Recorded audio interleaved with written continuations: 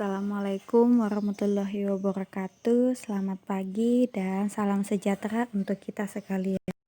Nah, hari ini anak-anak ibu akan masuk dalam tema 1, subtema 2 yaitu hewan sahabatku.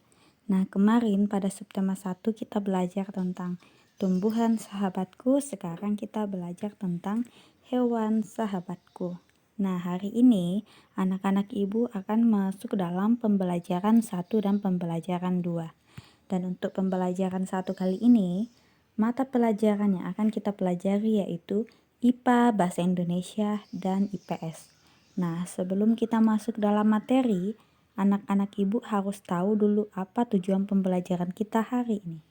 Nah, tujuan pembelajaran kita yaitu pada pembelajaran IPA, siswa ibu mampu mengklasifikasi hewan berdasarkan cara perkembangbiakannya secara ovipar, vivipar, dan ovovivipar serta manfaatnya. Pada pelajaran IPS, siswa mampu menyebutkan potensi ekonomi negara-negara ASEAN. Bahasa Indonesia, siswa ibu mampu menemukan informasi penting dalam teks laporan. Nah, karena tujuan pembelajaran kita sudah tahu, sekarang kita masuk dalam materi. Materi IPA yaitu A. Perkembangan hewan secara generatif. Jadi anak-anak ibu bisa buka LKS halaman 39 ya, kita belajar sama-sama. Nah, perkembangbiakan generatif pada hewan melibatkan induk jantan dan induk betina yang menghasilkan embrio atau calon anak yang tumbuh di dalam telur bercangkang atau rahim induk betina. Jadi, pada perkembangan generatif pada hewan ini melibatkan induk jantan dan induk betina ya. Nanti akan menghasilkan calon anak baru yang tumbuh di dalam telur atau dalam rahim induknya. Ada 3 cara perkembangbiakan generatif pada hewan, yaitu bertelur atau ovipar. Jadi ada hewan yang berkembang biak dengan cara bertelur atau ovipar. Contoh hewan yang bertelur atau secara ovipar yaitu ayam, katak, kupu-kupu, burung, dan ikan. Jadi hewan ini berkembang biak dengan cara bertelur. Jadi telur tersebut diletakkan di luar tubuh induk betina. Lanjut, yang kedua, perkembangbiakan generatif yang kedua yaitu dengan cara melahirkan atau vivipar. Jadi ada juga hewan yang berkembang biak dengan melahirkan. Contohnya yaitu kucing, kambing, sapi, paus, ikan paus ya, lumba-lumba, singa, harimau, dan gajah. Kalau perkembangbiakan secara vivipar ini adalah perkembangbiakan hewan dengan cara beranak atau melahirkan ya. Biasa juga disebut sebagai hewan yang menyusui ya. Jadi induk betina akan menyusui anaknya. Jadi janin yang telah berkembang ini tumbuh di dalam rahim induknya ya, atau mengalami masa kehamilan. Lanjut, yang ketiga yaitu perkembangbiakan hewan secara generatif yaitu bertelur dan melahirkan atau biasa juga disebut ovovivipar. Jadi hewan ini bertelur juga melahirkan. Ya, contohnya yaitu kadal, bunglon, ikan hiu, ikan pari, iguana, dan beberapa jenis ular. Ya, ular masuk juga ya. Jadi itulah contoh-contoh hewan yang berkembang biak secara generatif. Ya, kemudian kita masuk materi berikutnya yaitu B. Potensi ekonomi negara-negara ASEAN ini pada pelajaran IPS. Negara-negara ASEAN memiliki wilayah strategis, yaitu di kawasan jalur perdagangan dunia. Kondisi tersebut menyebabkan negara-negara ASEAN memiliki potensi ekonomi yang sangat besar, terutama dalam bidang perdagangan. Nah, contoh negara-negara ASEAN atau negara-negara berikut yang memiliki potensi ekonomi yaitu pada Indonesia potensi ekonominya yaitu hasil tambangnya, perkebunan, minyak bumi, gas bumi, dan daerah kelautannya. Jadi potensi-potensi sumber daya alamnya yaitu hasil tambang, perkebunan, minyak bumi ya, minyak bumi, Ibu salah ketik, minyak bumi, gas bumi, dan kelautan. Kalau negara Filipina, potensi ekonominya yaitu bidang pertanian dan pertambangan. Kalau Malaysia, bidang pertanian, pertambangan, perdagangan, dan industri. Nah, kalau Singapura, industri, pariwisata, keuangan, dan perbankan. Kalau pada Thailand, negara Thailand kegiatannya yaitu berupa kegiatan ekspor, berupa produk-produk otomotif, elektronik, olahan makanan, dan bidang pariwisata. Kemudian, Brunei Darussalam, potensi ekonominya itu industri pengelolaan minyak bumi, gas alam, serta bidang pariwisata. Nah, kalau Vietnam yaitu sektor industri dan pariwisata. Lanjut.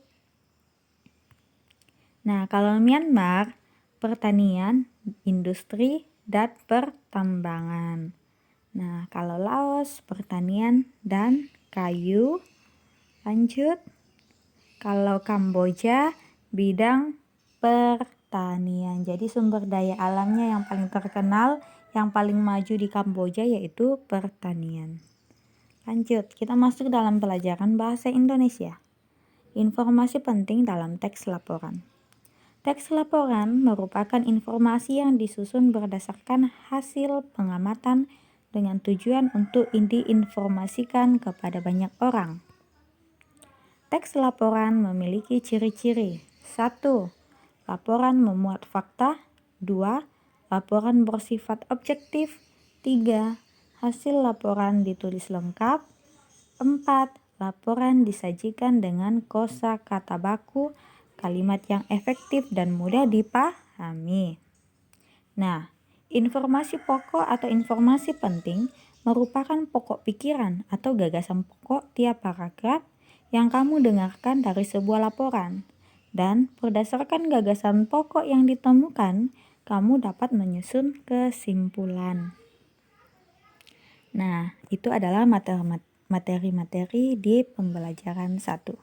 Nah, sekarang kita masuk dalam pembelajaran 2. Pada pembelajaran 2 kali ini, kita harus tahu dulu apa tujuan pembelajaran pada pembelajaran 2, yaitu pada pelajaran PPKN dan SBDP.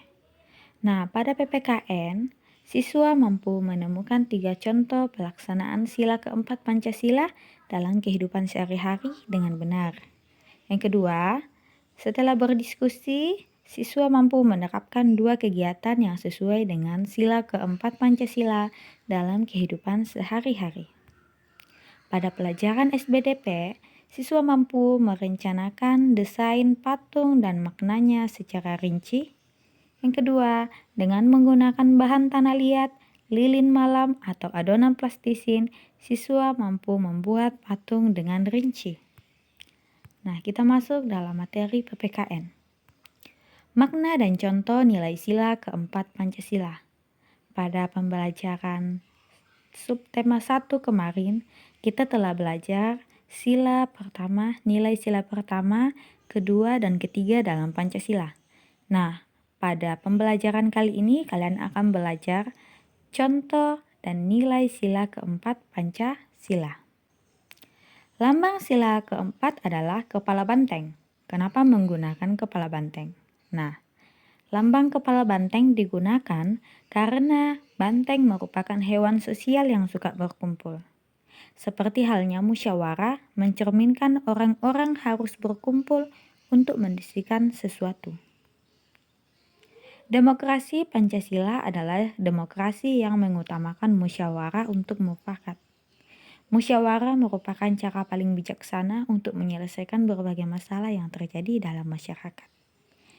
Nah, Contoh sikap yang mencerminkan sila keempat Pancasila bisa anak-anak ibu lihat pada LKS halaman 46.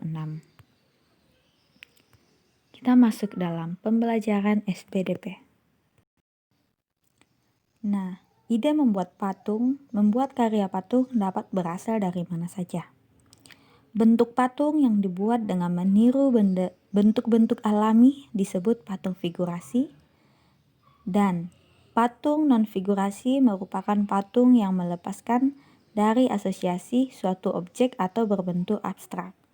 Jadi anak-anak ibu dalam membuat patung ada dua jenis bentuk patung yang akan kita buat berdasarkan apakah kita meniru atau karena sesuatu yang kita imajinasikan sendiri.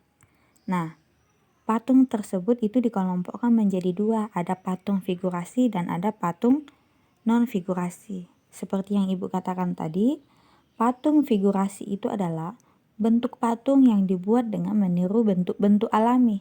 Sedangkan patung non-figurasi merupakan patung yang melepaskan dari asosiasi suatu objek atau berbentuk abstrak. Jadi, patung non-figurasi tidak menyerupai bentuk asli suatu objek. Bentuk patung non-figurasi menampilkan garis, lubang, dan lekukan. Setiap orang berhak menafsirkan bentuk karya non-figurasi tersebut. Jadi dalam kehidupan sehari-hari, mungkin anak-anak ibu lebih banyak melihat bentuk patung yang bersifat figurasi.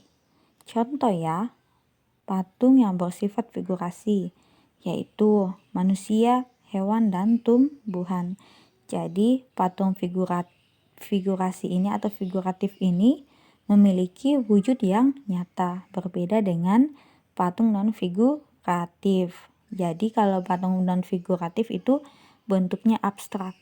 Jadi hanya menampilkan garis, lubang, dan lekukan. Jadi berbeda dengan bentuk patung yang bersifat figuratif. Nah, bisa kalian buka di halaman 47. Cara membuat patung figuratif dengan menggunakan bahan plastisin. Nanti kalian bisa lihat di buku cara-caranya dan kalian bisa mencontoh apabila di rumah memiliki bahan yang tersedia seperti plastisin atau tanah liat ya. Oke, sekian pembelajaran ibu hari ini. Semoga dari penjelasan ibu kali ini dapat membantu proses belajar mengajar walaupun hanya berjarak atau tidak lewat tatap muka.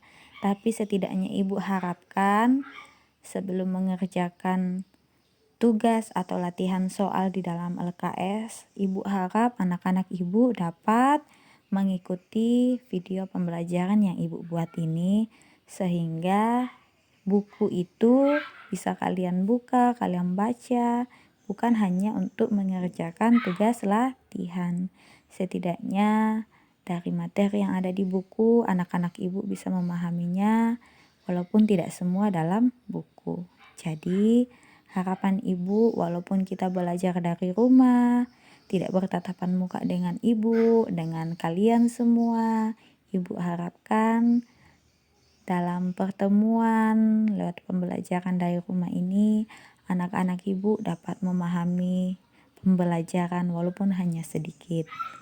Dan ibu harapkan anak-anak ibu tetap setia tetap di rumah, stay at home, selalu jaga kesehatan, dan kalau keluar harus tetap pakai masker dan rajin cuci tangan.